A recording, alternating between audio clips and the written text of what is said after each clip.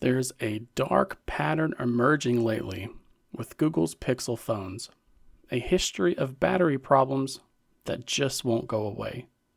And the new Pixel 10 series has a so-called feature that feels less like a solution and more like a cover-up. Today, we're going to uncover some details that Google has refused to acknowledge at the launch event this month and talk about why the battery is taking such a hit in the Pixel 10 series this year. To understand what's happening with the Pixel 10, you first have to look at the evidence. You have to look at the history. In just 1 year, Google's phones have been plagued with battery issues. Something that started out as a strange battery performance program for the Pixel 4a series quickly expanded to the Pixel 6a and then the Pixel 7a after that. Battery issues that seemingly caused Google to do everything they can to avoid announcing a recall, which makes sense considering the reputation hit that Samsung went through all those years ago. But it's clear there is something else going on as other companies aren't throttling their smartphones as severely as we're seeing with the Pixel devices. Even though we're still seeing report after report of swollen batteries with these products, but this pattern of hardware failure also creates a massive problem for Google's reputation as well.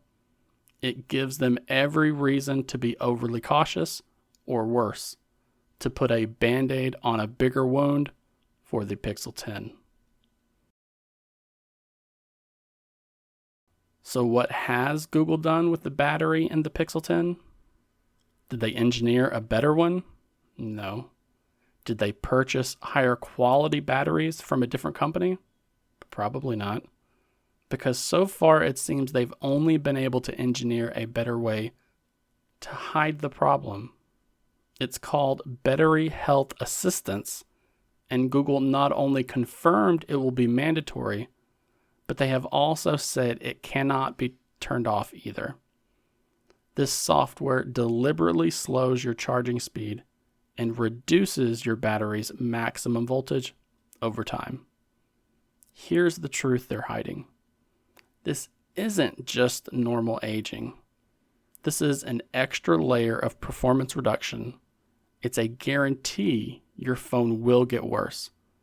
And the proof is in the competition. Samsung's phones last for 2,000 charge cycles before serious degradation. Phones from OnePlus are advertised at 1,600 charge cycles. But Google Pixel phones, at least the Pixel 10 series, is only rated for 1,000. These details within the spec sheets reveal everything. Other companies solve battery health with better hardware, but Google is solving it with a forced software limitation. They are sadly covering up a potential hardware weakness by taking performance away from you, the user, who paid over $1,000 for a flagship smartphone. To me, that feels deceptive. But what do you think? Is Google being transparent here? Or is this a sneaky way to manage a hardware issue? Let me know your theory down in the comment section below. Let's take a closer look at the mechanics of this so-called feature. The details are almost like a confession. The process starts automatically after just 200 charge cycles. For many people, that's less than a year of use. Then, from that point on, your phone's battery capacity is artificially capped. And this is on top of the normal wear and tear that we typically see these batteries go through in a year's time. Google's official line is that this software limitation, quote, stabilizes battery performance, end quote. But when you have a history of unstable batteries, That word choice is very telling, as it seems to be less about making it better and it more about preventing it from failing catastrophically. This direct result is that your phone won't last as long as it physically could.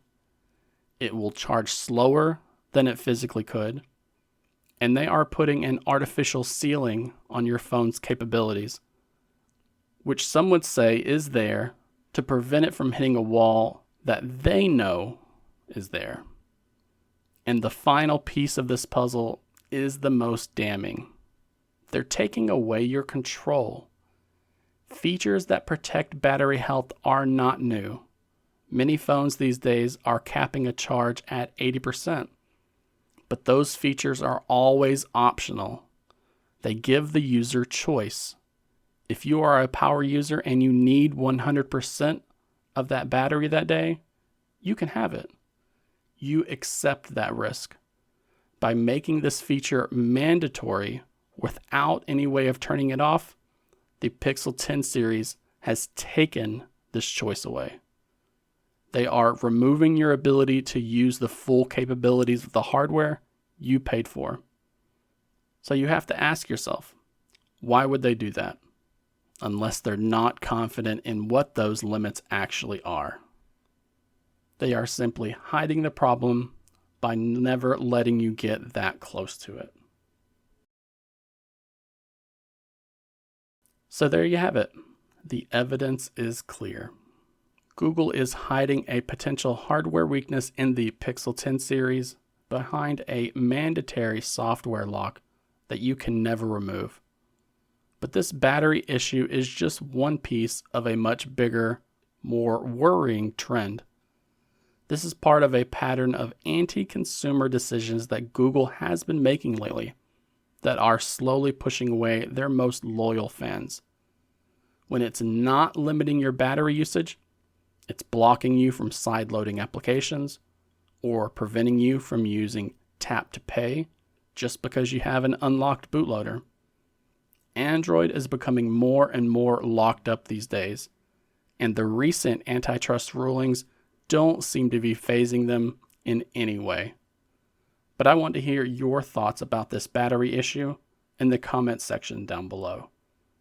Just don't forget to give this video a like so more people can be made aware of the issue, and subscribe to the channel too if you haven't done so already.